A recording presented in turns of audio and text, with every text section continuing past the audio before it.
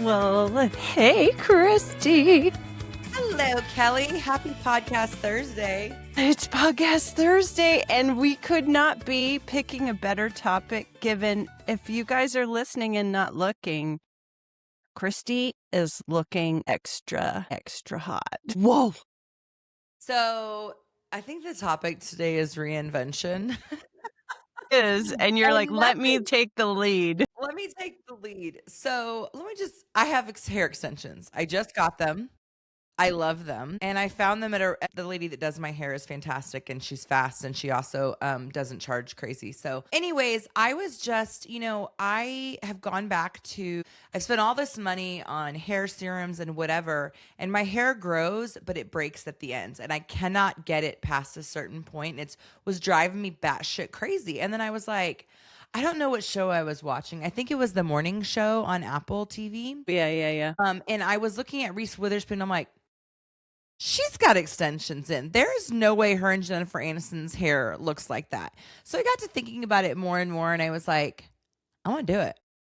And so this time of the year, I traditionally dye my hair as blonde as you're seeing it. So to those not watching, it's like white blonde. It is blonde. There is like no brown hair left on my head because it's summertime and this is my fun thing. So went in, got extensions. I was so nervous. But I have to tell you, I mean, Kelly told me I look 10 years younger, so I think at least you late 30s, easy peasy. You should take that on the dating scene and see if anybody's like, oh, so are you 40? I have my children very young.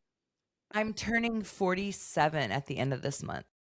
This was a good refresh, reboot of the hair. And I don't think there's probably a single actress on TV who doesn't wear extensions. Their hair is just way too robust for it to just be their own. Yeah, for sure. And even if it's just like filling in extensions or giving it more volume. And, it's funny. So I was like, yeah, I can't wait to tell my friends and talk about it on the podcast. And my hairstylist is like, you don't have to tell everyone. I'm like, why wouldn't I? These are the things you have to normalize and not gatekeep so people don't feel like that's a dirty little secret. You're like, no. I have friends that have had extensions for years that I didn't know about. And I'm like, fuck you. Why didn't you tell me? Because here I am measuring my straggly 47-year-old hair against your bountiful hair. And I'm like, and it wasn't real. And it is real. It's real hair. And you bought it. It's your hair. It's your hair now. Bitch. There's a girl on my team in my old company, and she just had the most beautiful hair all the time. And it wasn't crazy long. God, these damn earphones. It wasn't crazy long, but it was just always so perfect. And she's a new mom, and I'm like, how can you be so put together? And so I had said that. I'm like, I just have to, and I'm her boss's boss. So not in a weird way. I was just like, I have to tell you, your hair is so awesome. And she's like, oh, I have extensions. And she said, not for super length. I think she was only getting an inch or two of length from it. She's like, just for volume. And so she whipped it up and showed me the weave that she's like, here's my lady, and texted me the lady's name. Like, this is what we are here to do, ladies. We're supposed to be like, here's the secret. It's Botox and self-tanner. Off you go. Well, I don't do self-tanner. Although I decided, so it is my birthday month. And no, I'm not a birthday month person. I just have a lot of friends and a lot of people who like to celebrate with me and they can't always get together.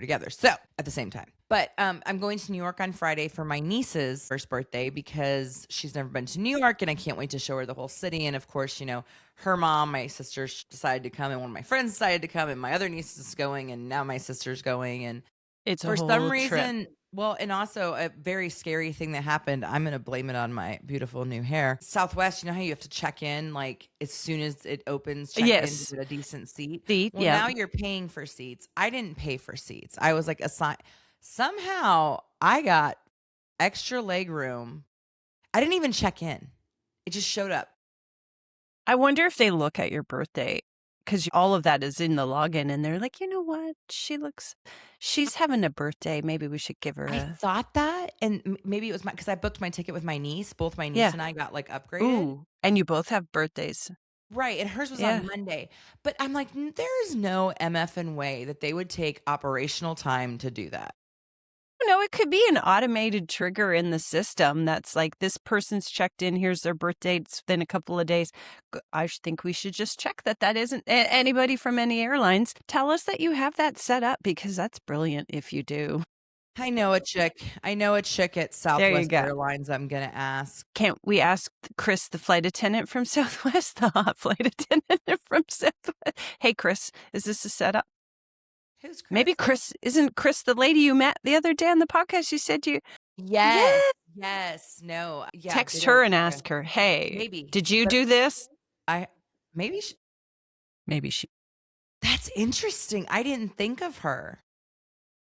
Chris, I have a was it friend you? who works pretty high up in Southwest, but she doesn't know I'm going to New York.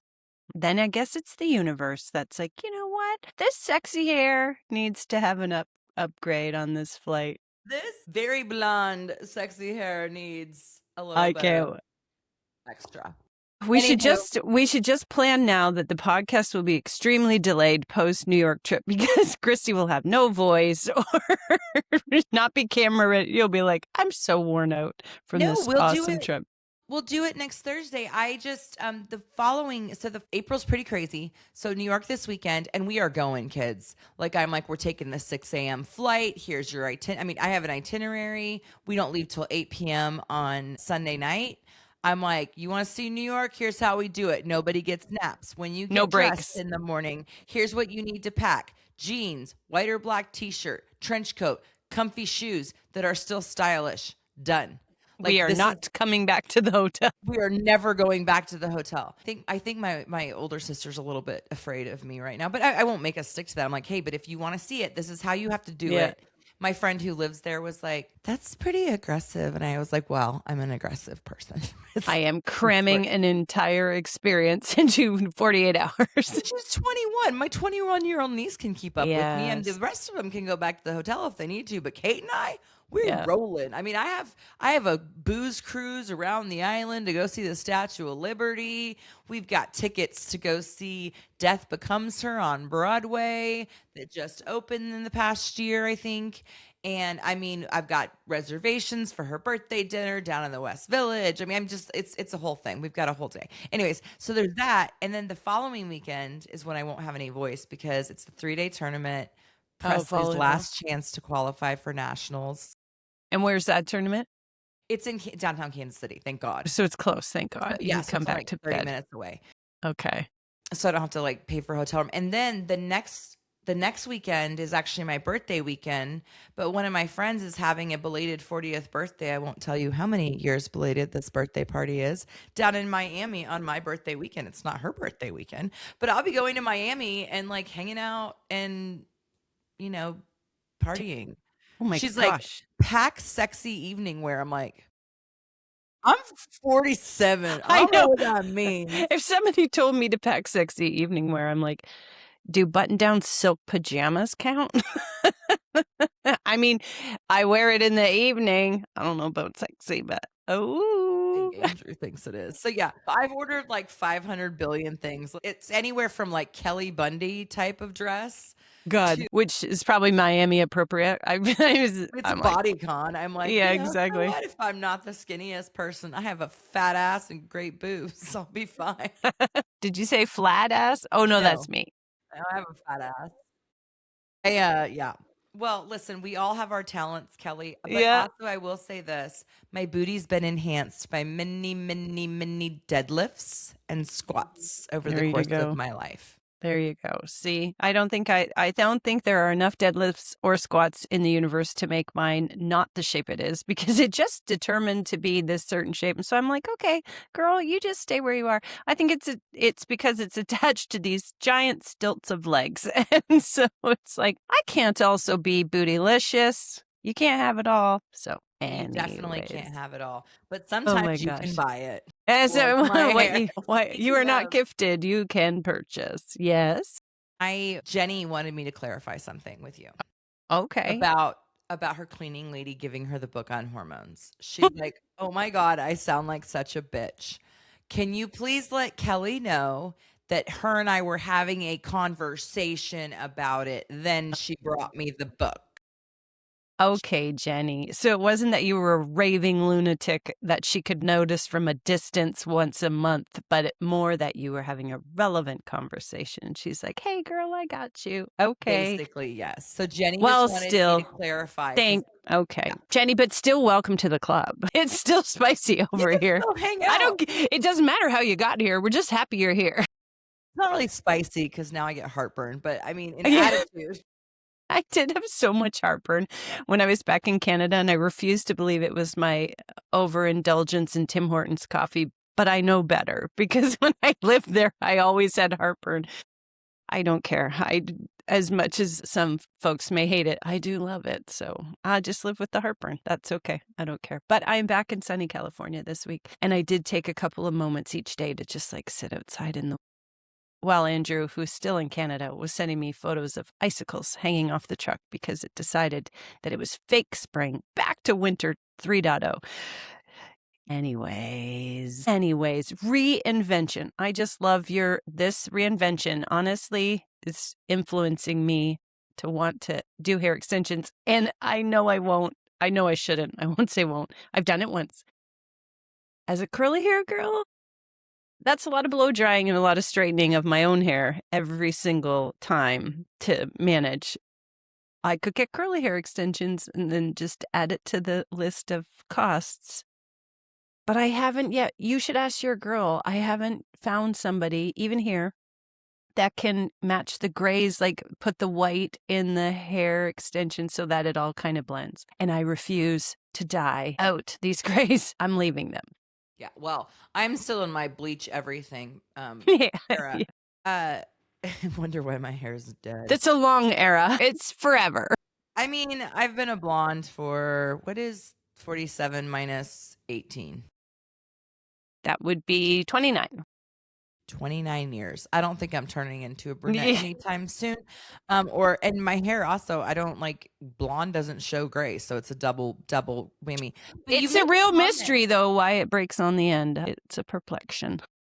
Well, it's not really. It's that I'm going through perimenopause and the nutrients don't travel all the way down and our scalp changes. And I'm just very grateful to my scalp for not thinning at the scalp. Yeah. So that's what I'm grateful here. But you just said you shouldn't get extensions. And I'm curious as to why not if you want them. And Well, also, it's how do I get extensions that let my hair just be curly? Because that's the thing. I'm trying to stop coloring it a few years ago, which is great and liberating. And now I'm like, okay, let's stop straightening it so much. So I think since Thanksgiving, I've only straightened my hair 2 or 3 times. And so I'm letting it curl. And what I'm noticing, and this is probably a combination of time, healing, and product selection, my hair is actually past my shoulder. But as it gets curlier and healthier, it is springing so high. I'm like, oh my God, I look like I might got my hair cut. I did not. It's just very bouncy. it's really cute. I dig your hair. I wouldn't So change it. I don't want to. So if I could find extensions that let it still look like that and I didn't have to do all this extra work for it. But yeah. Well, the next time, and then we can move on from extensions. The hair. It's a whole the next hair time that conversation. I go in, so because of my hair has always grown slow, but because like you have to move them up, you know, and she doesn't think she'll have to do mine, but every 12 weeks. But we are going to put some low lights. So now that we've dyed it all over blonde again, we'll put some low lights in the extensions and in the Start blending out. Yeah. Well, I mean, I'm bright blonde right now, so it blends pretty damn well. So. Well, if you're waiting 12 weeks, it'll soon be time to do your fall look. And so you can just add some low lights in it. I think Summer Christie's here to stay. There we go. I think I'm just going to embrace the fact that I like to be platinum blonde. So we'll call this is not Christy's reinvention. This is it's a glow up, almost rebrand. Summer Christy is a brand. And that's not exactly reinvention because rebranding is like just new skin or a new look. But we're talking about like reinvention, like from the inside and the soul. Let's start officially. Let's talk about the lie of the side hustle, because I think when people want to do in reinvention, they're like, well, let me just start it a little bit. Like, I'm not going to dive 2 feet into this because I have a real job and bills. And then we say this side hustle and have normalized the phrase.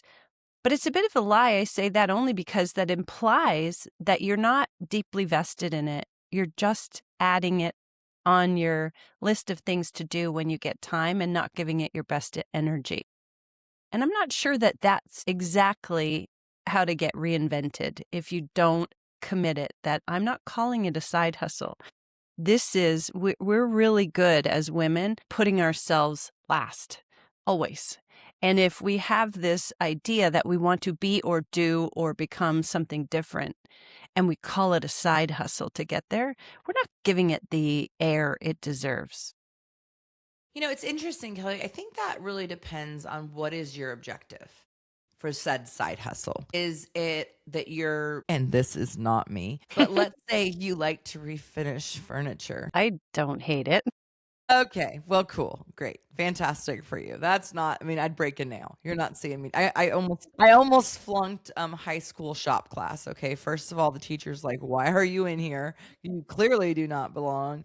And I didn't realize that you had to sand something and then put varnish or a coat of color, then sand it again. Then I didn't it was, You're like, this is too much work. I redid a crib. Well, actually, no, my buddy Keith saved me, and he was like, oh my God. And he spent an entire day redoing this. And I thought I was redoing a crib for my sister's baby, Kate, who I'm now taking. Was it Kate? No, it wouldn't have been Kate. Couldn't have been. I thought this was a full circle moment. That would have been so good. Could have been. Damn it. Why didn't I get that? But I think it's your objective. Are you doing something that you like? Yes. Are you doing something that you want to become your career when you can afford it to be? But I do think it's funny because as we talk about the podcast, right? I'm always like, yeah, I just do. I kind of I downplay it, and I this fun little thing we do because it's fun.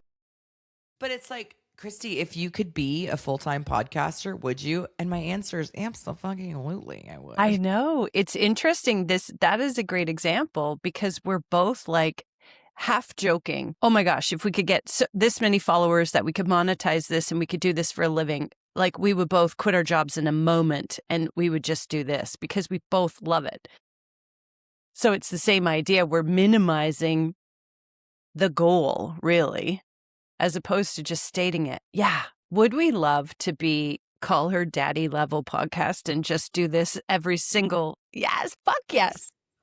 We would need to actually get a producer and not do it ourselves. Yes, and someone who could solve the sound problem that we had last week because of my damn microphone up north. And I was like, I, for the life of me, can't fix this. So I just left it. Apologies to anyone who made it all the way to 57 minutes and then only listened to Christy with no context because I wasn't there. Sorry, I couldn't have fixed it. Happened? It did. And props to Mark who sent me a email. He's like, great episode. Also, by the way, your sound cut out at 57 minutes. And I was like, oh no. And then I looked and yeah, but anyway, it was, trust it was all, 30 minutes. Not 30. It was only 7-8 minutes, but trust that everything I had to say was very funny and or informative.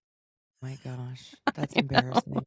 I know. I tried fixing it. I reposted the podcast a couple of times on both YouTube and Spotify. And then I was like, the universe does not want what I had to say in the last 7 minutes said. So sorry, everyone.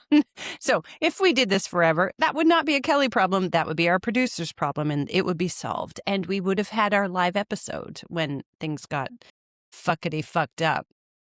We tried so hard for that live episode. We had a stage. But I am thinking, Chris in Southwest, if you could somehow make sure, now that gas prices are high, it might be difficult. But if you could get me a flight to Christy next weekend, not this New York weekend, but the volleyball weekend, that might be fun. That might be fun. Should come. I would also lose my voice. So we'd have to podcast early because I'll be screaming at that tournament. I don't hate this idea. Well, and also I think our buddy Aaron might be there because his daughter also plays. She plays. She's a year older than Presley and they're coming up from Texas and it'll either be him or his wife. But I think you're going to have to just pull the trigger and do it. I fly into like Kansas City. Is that it? Like, Yeah. I don't know. Okay. MCI is the name of the airport. Don't be so. MCI. Also, I was laughing. I was thinking of you last night. We'll go back to reinvention, but as I'm finishing up my soccer mom duties, my admin duties, let's be clear. Soccer manager. Suck ass. And these websites suck and you can't find anything and nothing connects to anything else. Doesn't matter. I've bitched about this before.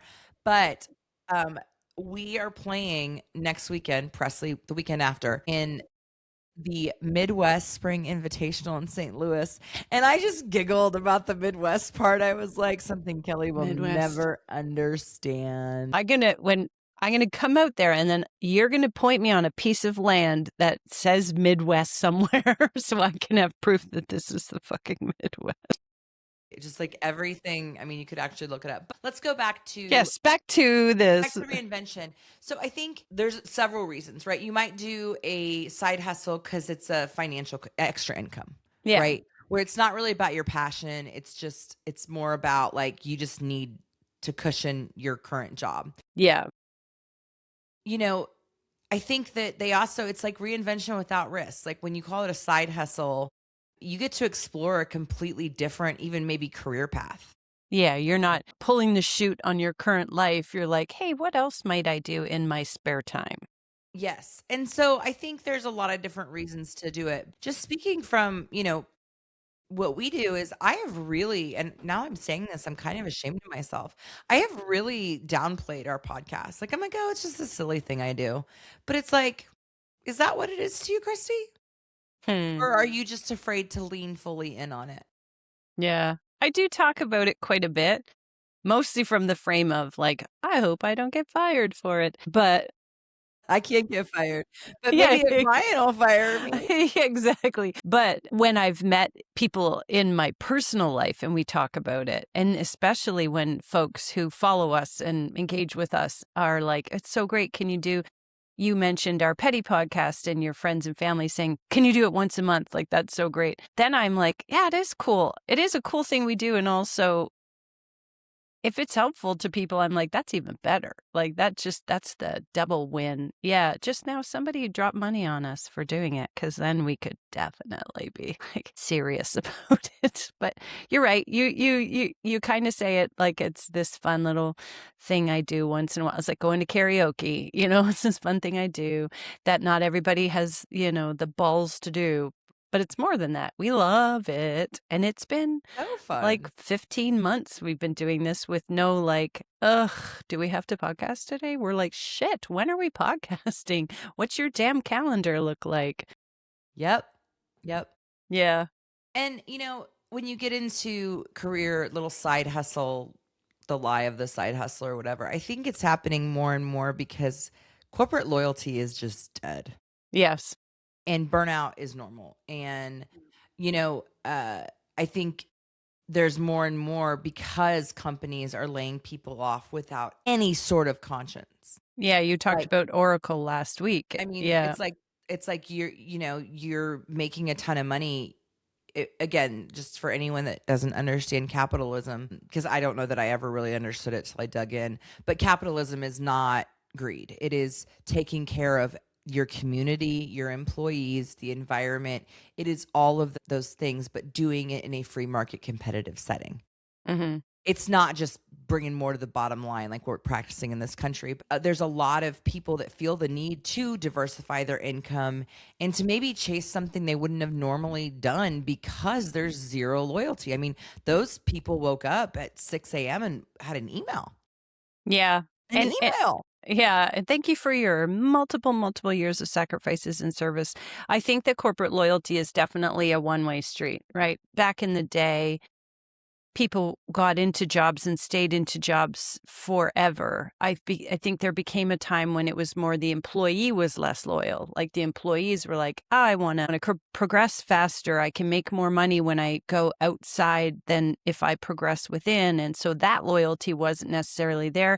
And the appearance of bouncing between companies was normalized. And so it wasn't a big deal if you'd worked here and then there. It was actually viewed as a diversity of thought. That's a good thing. Now, It's the company who doesn't necessarily have the loyalty to you despite sacrifices and performance and amazing team reviews on who you are as a human and as a leader and your potential.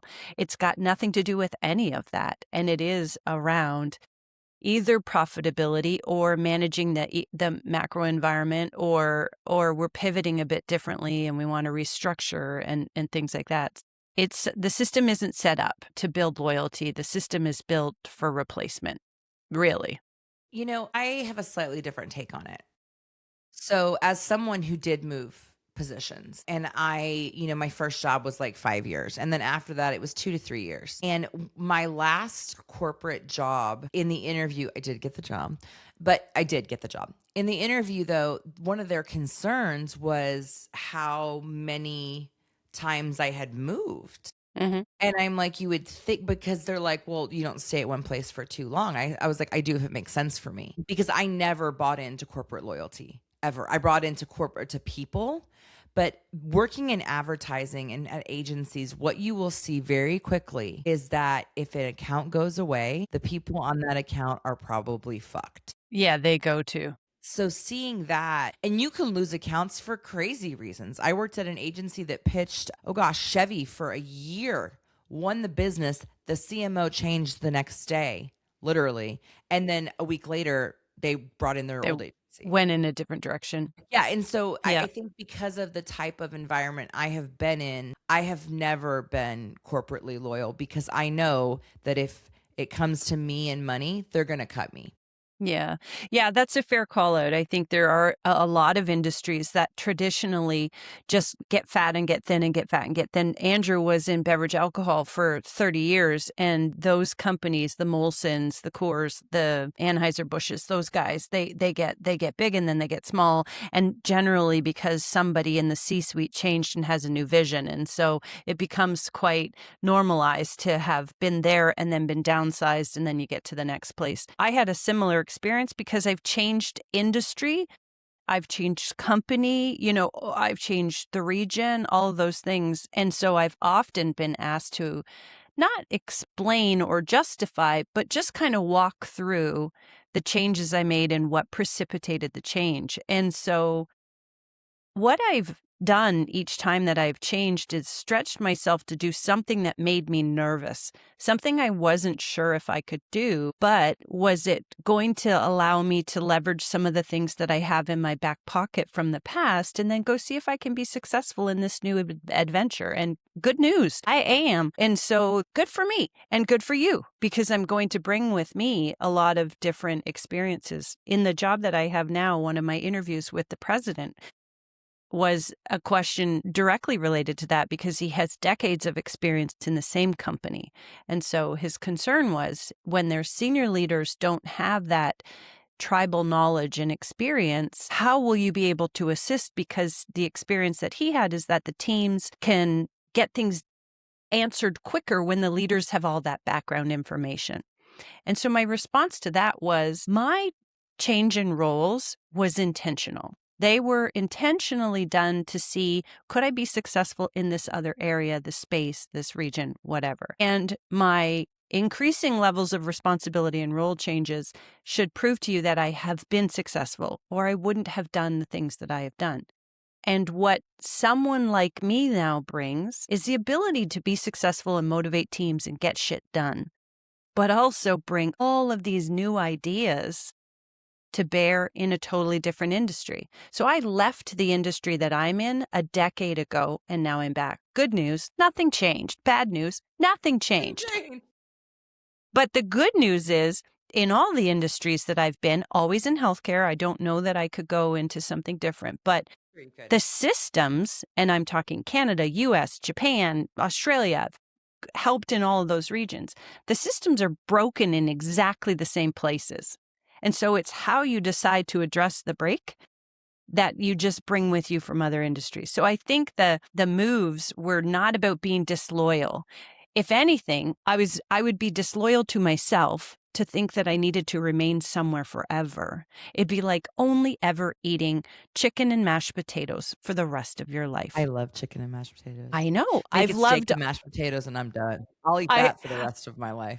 love all my jobs and I choose my companies wisely, but it's like, I'd like to try sushi once in a while. I wonder if I'll like it. So that's my reinvention, is intentional sort of development and like, what's the next thing I can learn and do? Love that for you. I am not that person. I like an opportunity presents itself and I'm like, sounds fun, sounds interesting. You gonna pay me more? One of the great things about you're just so polished and intentional, and I'm just like, I'm just ready. What's going on? And not to say that I haven't done things, I got my MBA. I mean, I have done things to progress my knowledge set, but also, I work in, medical's newer for me, right? Mm-hmm. It's probably the last 7 years. And I will tell you, Kelly, you could go do other things because I've done them and they're less complicated than this. I'm going to say that right now. Maybe tech, medical, but like consumer goods, sis. Yeah, I mean, let me edit myself. I could. The Sure. drive, the passion behind it might not be the same if it isn't actually saving people's lives, making it better, those types of things. So that's kind of where I'd be like, ooh, I don't know how passionate I could get about, and I love cars. I don't know how passionate I could get about being in the auto industry. I Look got at real this new passionate curve. when I got to shoot the Super Bowl commercial in Italy. That Well, was fun. hey, you just reminded me. I was thinking about that. So I was re-listening to the podcast because I lost my sound. And I got to that part when you were talking about the Fiat commercial. And I actually remember it. Good. I do remember the pill like falling out of this high window and down on. I was like, holy shit, I remember the commercial. That was Christy's commercial. Amazing. Well, I mean, it wasn't mine. I wasn't the creative Well, team. I'm the okay. I'm the business side. But yes, I definitely I was mostly at the craft services table because I was really pregnant. And in Italy, craft services is bread. All kinds All the of bread. bread. Yes, There's please. rosemary and there's so many. I was like, is there anything other than bread? They're like, would you like some cheese? Save me from myself. Oh no, let me make it worse. Actually, but you know what? Because of the purity of the ingredients and the fact that I was trekking up and down this mountain hill, I actually lost weight pregnant in Italy because again, it's the fresh ingredients. We'll save that for another podcast. That tracks. This idea of reinvention and not branding, right? Like not changing colors. And I don't mean to minimize branding. Branding is a very intense deal. It is something I do for a living and it's giving you a whole new flavor. But, it's interesting as to why people do start to do side hustles and things like that. And of course, I'm going to give you some statistics. Lay them on me. All right. So here is a couple of things. I already told you corporate loyalty is dead. And from both sides, I think we all realize, like, listen, you owe me 2 weeks of a paycheck. I'll pay you 2 weeks of a paycheck. It's really shitty when you've given so much. And this is what I'll tell people. I'm like, be careful how much you give your job, because if you're giving up your kids' time, everything, like, know that loyalty will never be returned to you. Mm-hmm, mm-hmm. Right? They're not going to say, hey, we're going to take a cut this quarter because Christy was awesome and skipped all of her kids' shit to be here for us every minute of every fucking day. We need to give her a big bonus. No, it's like everybody's getting a cutback. Yeah. But also, so women specifically, 42% of women feel burned out with their careers. I'm surprised that isn't a bigger number. I am too. And the other 58 are fine, but they disassociate during Zoom meetings. So you have ones that are like, I'm effing burned out. So what is that? Let's do the math there. Yeah, that's 100%. Yeah, that's all of us. That's all of us. Okay. And then also, I think the idea of, and for so long, we identify ourselves with our title. Who are we? Mm-hmm. Right? Mm-hmm. You're a mom, you're a VP, you know what I'm saying? It's like, what if you don't identify with your title? What if, like, and then also, who am I without it? Yeah, I mean, that's the space that I was in for the 7 months at the start of 2025 was, I made a LinkedIn post about being between titles, not talent, because I had a moment of like, oh my God, I've always identified with, hi, I'm Kelly. Bleh. And that's part of your one liner, even in a personal situation. It's like, what what do you do? But when the title goes away, you don't just lose the job, you're losing a version of yourself. And it's really disorienting. You're like, oh, I'm Kelly. What do I do? I'm working on my best tan and reading a lot of books, and I podcast with my girlfriend. It was just very disorienting. But honestly, I think it was probably one of the most powerful places I could be, because what I was then asking myself is, where do I want to be? I'm taking stock of what is all the stuff I've done that I am really good at and that gives me energy when I do it.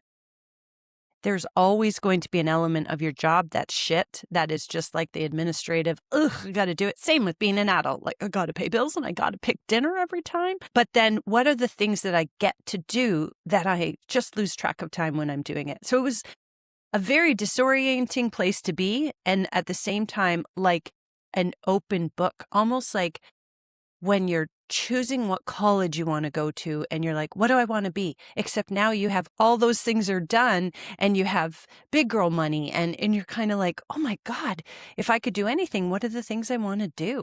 And then you can get real selective about, what are the things you are going to go do. So it's an identity crisis for It is. sure.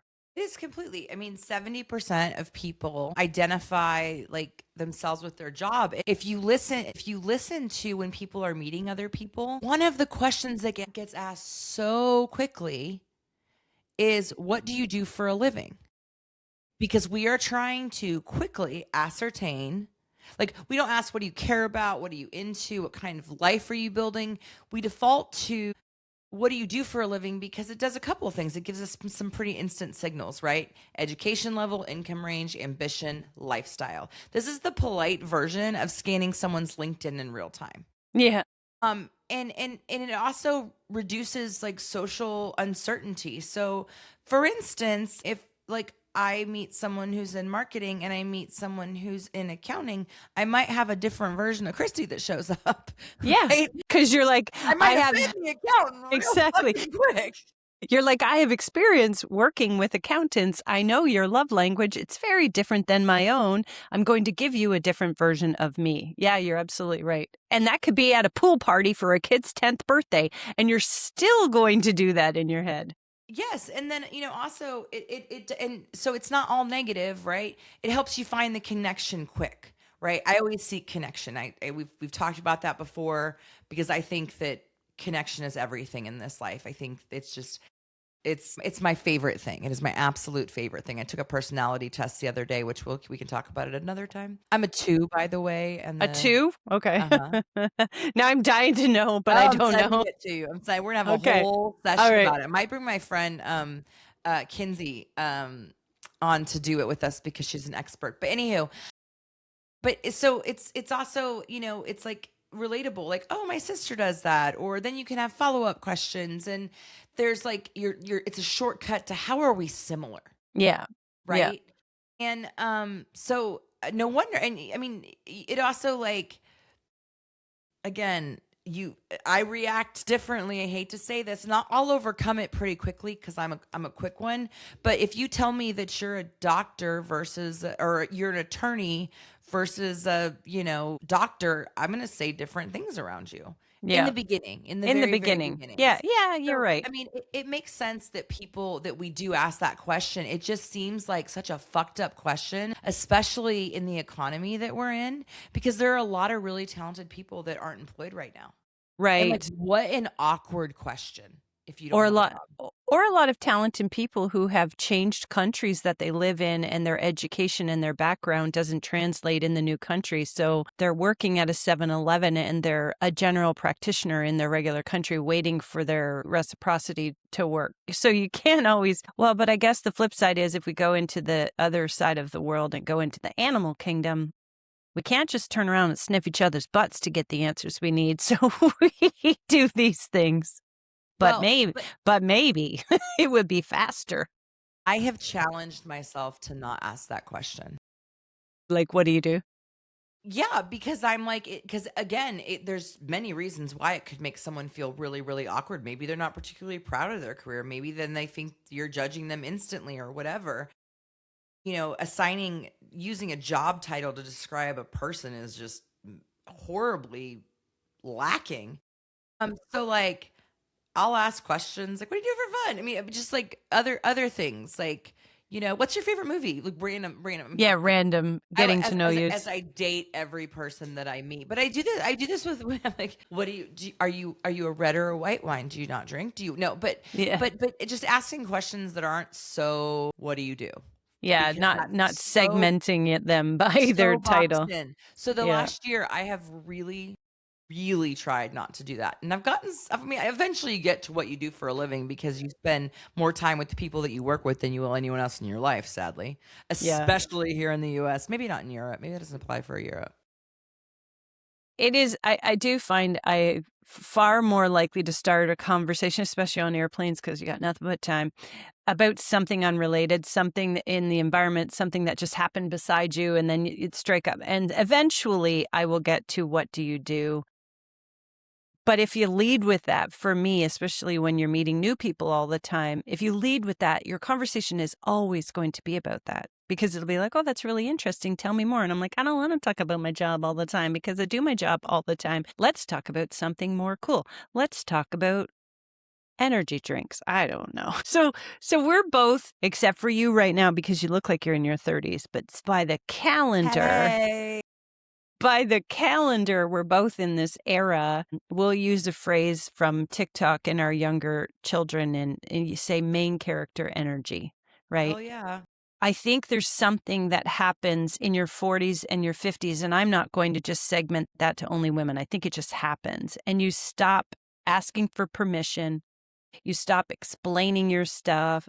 You stop shrinking to make other people feel more comfortable. And then you start thinking, I wonder what this would all look like if I made me the priority here and not everybody else. And I don't think that's being selfish, although we're wired as moms to think that's selfishness. I think it's just clarity. Just like, I actually wonder if I chose me first every time, what would that look like? It's funny that you say that because there's a very interesting it's one of Oprah's podcasts. I can't remember the woman's name. She was the founder of It Cosmetics. Mm. And she started this company because she had psoriasis.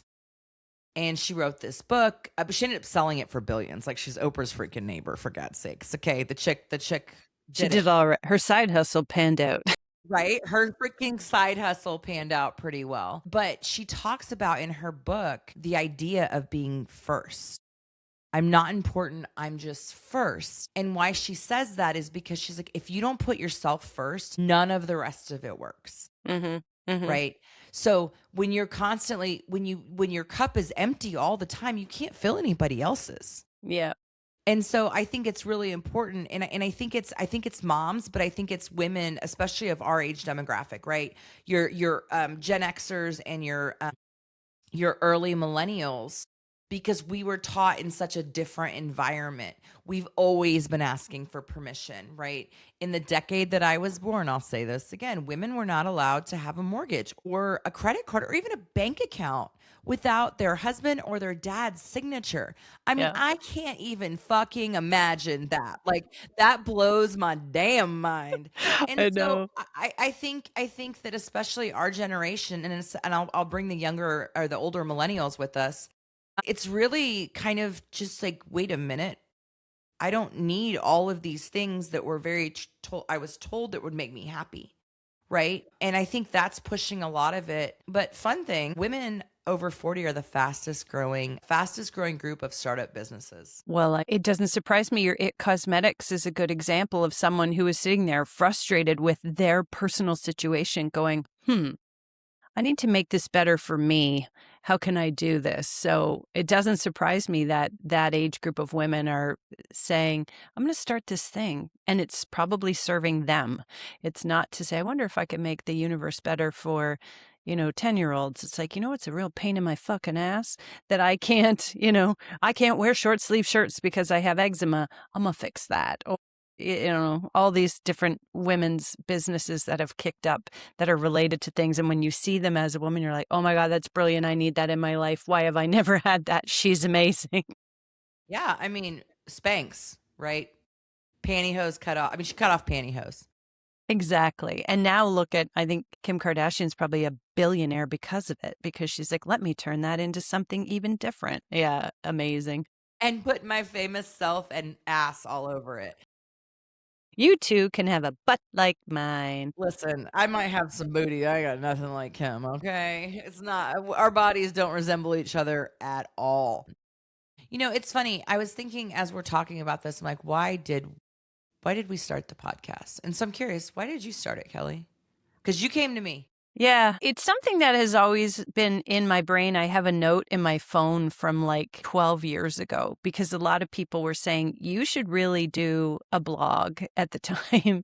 Podcasts weren't really super popular, but I used to do these little rants on Facebook and everyone was like, oh my God, that's hilarious. You should really do this. And you're kind of like, okay, I don't know how I would do that. And at the particular time that I reached out to you, I needed an outlet. And it wasn't because I was trying to create a side hustle. I was in a position where I wasn't getting to be and do the things that make me most myself often at all. And it was like, I need a place where I can be unhinged and however I want to be and be unapologetic about it. And you and I are so very similar in our just life approach and how we are meshing as personalities. And we had talked about it, I think like a year before or something like that, or the spring previous.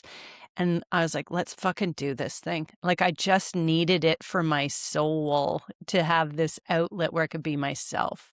Yeah, I had just filed for divorce and I wanted a place to be myself. I had also heard my whole life, like, Christy, you need to be on radio or you need to like my sister Angela always says, if I could just record our morning conversations and like play them, although she can't because those are not for Not for public consumption. I just don't need a bunch of lawsuits. But no, but she's like, you're funny. Like, and I'm like, I'm not funny. And she's like, yeah, you are. You're really funny. You take these traumatic, horrible things that happen and you make fun of them. And that's what a lot of, she's like, you could do stand up. And I'm like, well, I'm too afraid to speak in public to do stand up. But I had been told that. But I like you, I desperately needed something where I could be authentically me. And then two, I was like, you know what? As a woman, I am so tired of the bullshit, right? People are like, oh, you don't have to tell people you have extensions. I'm like, why not? Yeah. Why can't we normalize like some of this shit and not be like, oh, well, or people that have really great bodies. Oh, I eat what I want. And maybe they do and maybe they don't. Or just this like constant pressure and everything that's put on women. I think I was at a point that I was so fucking frustrated with the stereotypes and the amount of crap that we have to do. And especially I think like Presley's generation, I don't even know what they're called.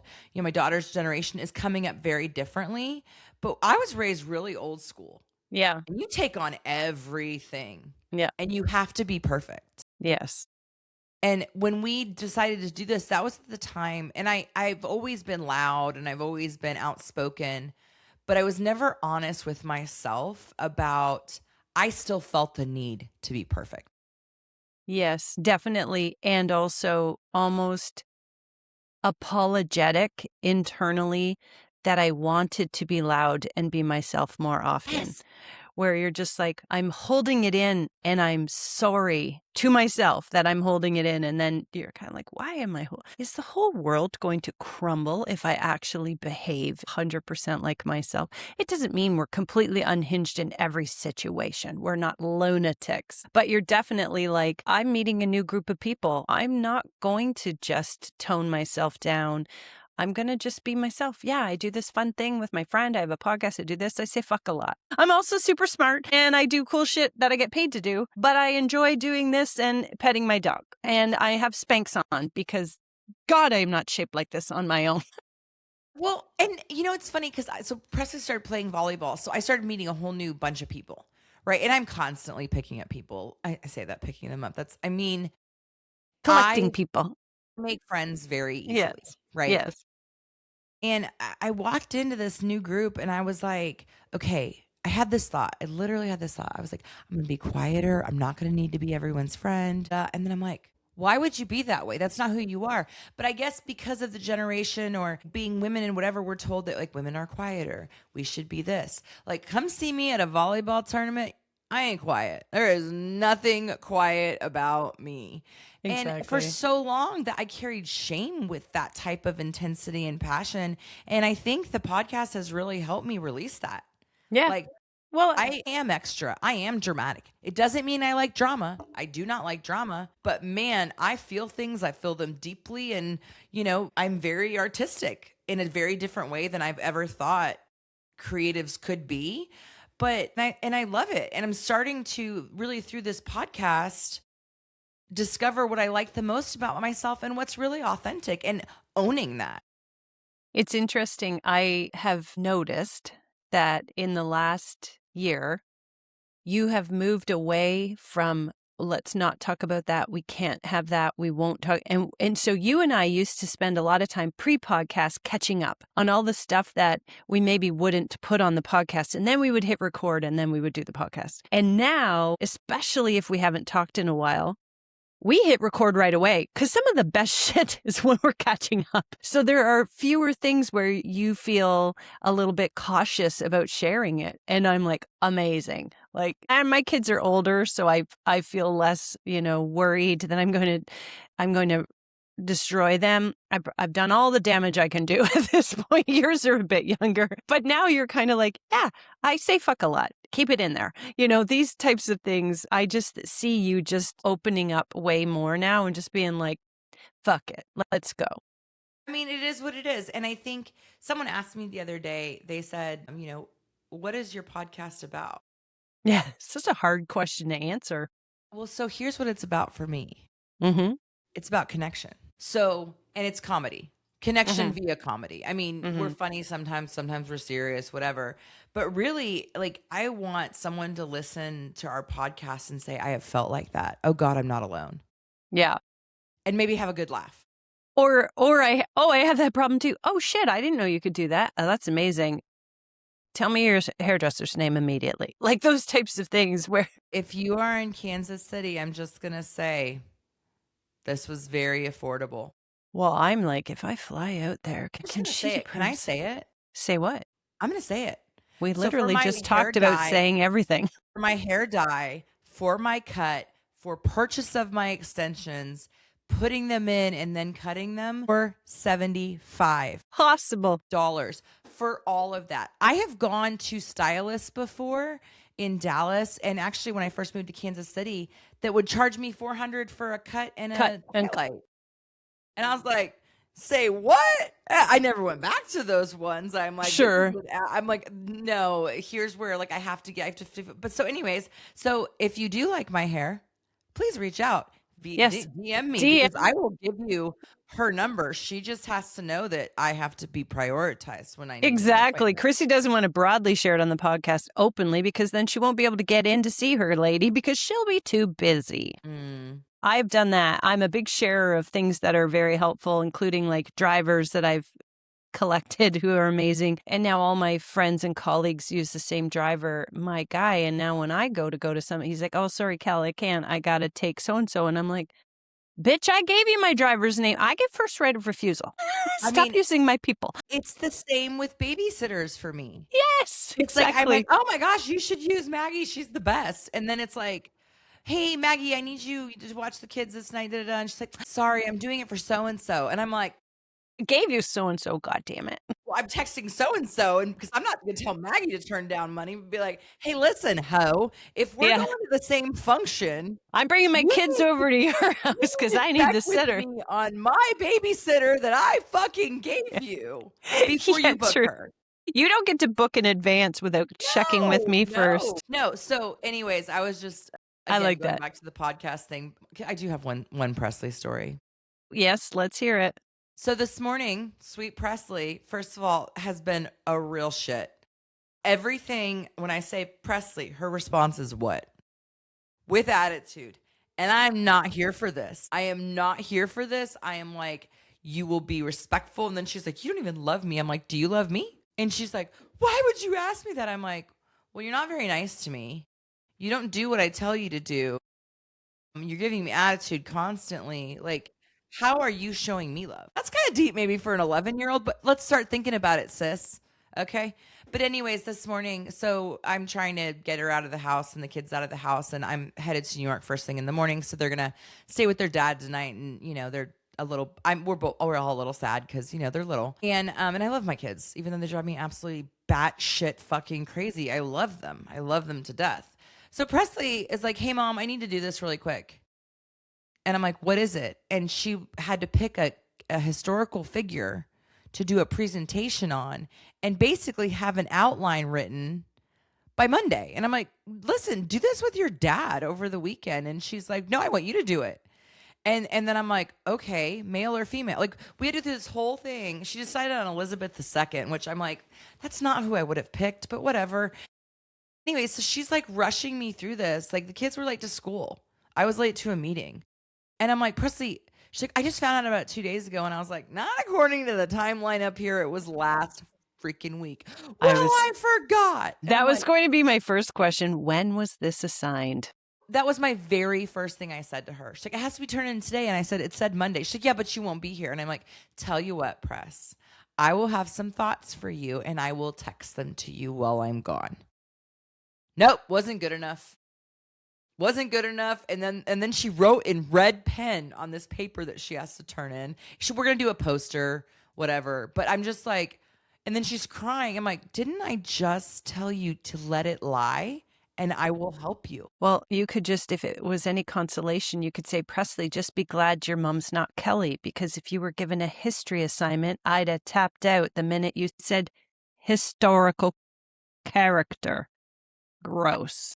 So I think, well, I mean, here's what was scary. And this is where I felt really old. The person had to be born before 1980.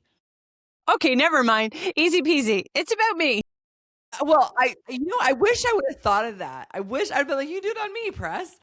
But I don't know that I'm a historical figure. But I'm like, do you want to do music, sports, like inventors? Like, what do you want? She's like, I don't know. And I'm like, well, there's Serena Williams. She's the most decorated female athlete ever. There's Dolly Parton. She changed the way the music industry worked for women because she wouldn't sell her her songs, right? She turned down Elvis Presley. And then we ended up on Queen Elizabeth. I was like, you can do Rosa Parks. I was going through anyways, she ended up on Queen Elizabeth II, which again, I would have not chosen that. I feel like maybe she needs to rethink that. No shade here, but I'm just like, there's just a lot more interesting women in my opinion. Yeah. If she wanted to stay with royalty, she could do Lady Diana. Like Princess Di was, she was so interesting and such a tragedy and also so committed to humans' lives and getting things like so many things she could raise. So amazing. I made this argument. Okay. And I didn't get anywhere. Okay. Well, you're a good mom for even entertaining it on the way to school. Wasn't even it was, and then like poor Colton's just sitting there and Presley starts like crying and raising her voice. And I'm always like, I try really hard not to raise my voice with my children. I mean, I yell at them many times a day, but it's more like, get down here after I've said it 700 times. But anywho, so yeah, that was this morning. I think we should come up with better ones for Presley, and I'm going to write a little write-up on each one over the weekend. 20-year-old Presley will go back through these podcasts and be like, God damn it, she's talking some shit about me. But the more important burning question I have in my head around Presley is, did she wash those Lululemon shorts? Yes. Phew. Yes, she did. Yeah, we keep washing them. I need to find her some dupes, but I keep ordering things and they don't look right and don't fit her. And then I have to take them back, and I hate to do returns. Like Amazon returns or any returns and laundry are the bane of my existence. I hate both. And lawn work. And there's many other things, but the top two or three. Laundry and Amazon returns. So I've been trying to get time to take her shopping, but she's in practice all the time. And I'm not dragging my son at 7:30 at night to go shopping with Presley. And nor do you want to go onto Lululemon, go take the exact short Oh. that she's obsessed with and times it by 3 because they're $70 a pop. And you're like, now you don't need. Absolutely not. Yeah. I mean, yeah. should Mommy's podcast ever take off? We can talk Yeah, about there we it. go. Like, We should could I talk ever, about it. should my side hustle, dare I say, ever turn into a full-time gig? Although I wouldn't quit my current job because I helped found the company. I just do a lot less work. There you go. Okay, well, let's give some practical shifts if we're, talking reinvention. We've already talked about this sort of language, words matter more than you think. So maybe first, stop calling it a side hustle. It's your future, it's investment in future me, or whatever you want to your call business. it. Yeah, exactly. Yeah, exactly.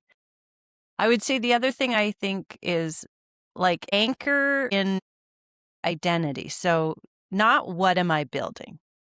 Who am I becoming while I build this? That is what you're doing in reinventing. You are building a business, maybe, but it's who am I becoming while I build this thing and do this thing? And back to your comment about the podcast and you're feeling like maybe you don't amplify it enough. Act like the thing you're doing matters because it does. That's my advice. And the other thing, if it matters to you, it'll matter to other people. That's right. If you treat it as optional, the world's going to treat it that way too. So if you don't, this is a thing I really want to do, make it not optional. This is something I'm building. I feel like we should take our own advice on this one, Kels. This is a therapy session for us. And also while I'm thinking of therapy, first off, thank you for reminding me to watch The Madison. Michelle Pfeiffer. It was not a show that I immediately thought, oh my God, I'm dying to see that. But Christy sent me a message. Kelly, have you seen this thing? When I was in Canada, I couldn't get it because you're in Canada and you can't always pull the same streaming platforms to watch it. So when I came back here, I watched the whole thing in one day. I just loved it. Will Arnett as a therapist. See, I can't wait for season 2. I like it when the daughter, when she's like, oh, so you're the fuckboy therapist. Okay, I have not finished it. Okay. Never mind. So don't give away any more. And also don't want to ruin it for anyone else. But I will tell you, I could not have him as a therapist because I'd be crossing all the lines. I'd be like, because he's like, in my opinion, mildly good looking, but he is so wicked smart that it's just freaking it's very hot. sexy. His charisma and his humor and it's Jason Bateman is similar. Like I know they have a podcast together, which is ironic, but they're both of that same ilk where you're like not traditionally handsome, but there's parts about your personality that really are attractive. I think. You don't think Jason Bateman's handsome? I mean, I think he's not ugly, but he's not like, oh my God, that guy is so hot. He's funny and all the things. What I think I didn't see coming with that TV show, I love the love story. That's great and sweet. And sure, I thought about my husband when I'm watching it. But I loved the girlfriend story, like the best friend. That part, that girl in your life that is sitting in the river with you, who gets on a plane because you said, get here. That story part, it's like, well done. And I love that. I love the dynamic of the mother and the daughters. And I love the whole thing. I think it really showcases how complex female relationships and good they can be. Good they can be. So I'm going to say and messy. To you, Kelly. Yes. I need you in Kansas City next weekend. I think you're going to have to make this happen. Get on a plane. And Presley needs you. Presley needs me. I'm going to write that down. Presley needs me. I think Presley, first of all, and my mom is dying to meet you. Is Mary Catherine going to be around Mary Catherine, of course she will. She lives 2 minutes from me. So Mary Catherine is going to go to the Friday. So it's Friday, Saturday, and Sunday. So Friday, Mary Catherine's going. Then on Saturday, my family is all kind of helping watch Colton so he doesn't have to sit in the gym. But as soon as we hit stop on this, we're going to, first of all, we need to sign off so we can find you a fucking flight. I immediately just opened my calendar on my other screen. I'm like, what does my Friday look like? Look it. Hey, one of my newer friends, she has this thing that she says, what is it, the acronym? But she's like, I'm in my year of fuck it, book it. Fuck it, book it. It's okay. FBI. Fuck it, book it. All And I'm right. like, I've been living in that place for decades, which is why I still have to work so damn hard. Because I'm like, that sounds fun. We want to go? Want to go to New York? You want to? There you go. And you're going to build this fabulous experience for your young niece who's going to anchor this core memory and be like, fuck it, book it. Now, maybe she has to make some more money before she can do that all the time. Well, I mean, but she's 21, so she's still in college. So, yeah. But she did move from being she was going to be a teacher to now a therapist, which I'm like, you just tripled your income. Yeah, I exactly. mean, not that that's what it should be about.